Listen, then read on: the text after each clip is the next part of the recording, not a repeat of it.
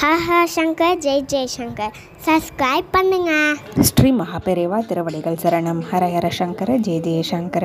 நம்மளுடைய வாழ்க்கையில் நமக்கு இருக்கக்கூடிய எல்லா விதமான தோஷங்களையும் நீக்கக்கூடியது பிரதோஷம். யார் ஒருத்தர் ஒவ்வொரு பிரதோஷத்துக்குமே சிவபெருமான் வழிபாடு பண்ணுறாங்களோ அவங்களுக்கு எந்த ஒரு கஷ்டமுமே நெருங்காது. இருக்கிறதுலே மிகப்பெரிய பிரச்சனை அப்படின்னு சொல்லப்படக்கூடியது என்னங்க?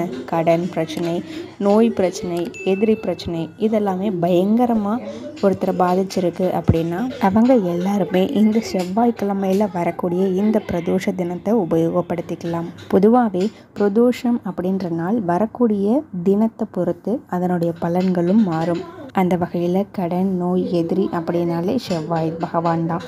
அந்த செவ்வாய்க்கிழமையில் வரக்கூடிய பிரதோஷ தினம் அன்னைக்கு எல்லா விதமான சிவபெருமான் ஆலயங்களையும் நந்தி தேவருக்கும் சிவபெருமானுக்கும் அபிஷேகங்கள் நடக்கும். அதை போய் பார்த்தாலே நம்மளுடைய தோஷங்கள் எல்லாம் தீந்துரும் அப்படின்றது தான் ஐதீகம். இருந்தாலுமே இந்த ஒரு பொருளை நீங்கள் வாங்கி கொடுக்கறது மூலியமாக உங்களுக்கு தீராத கடன், நோய், எதிரி பிரச்சனைகள் இருந்துச்சு அப்படின்னா அது எல்லாமே தீர்றதுக்குண்டான ஒரு வழி அடுத்த பிரதோஷத்துக்குள்ளேயே உங்களுக்கு கிடைக்கும்.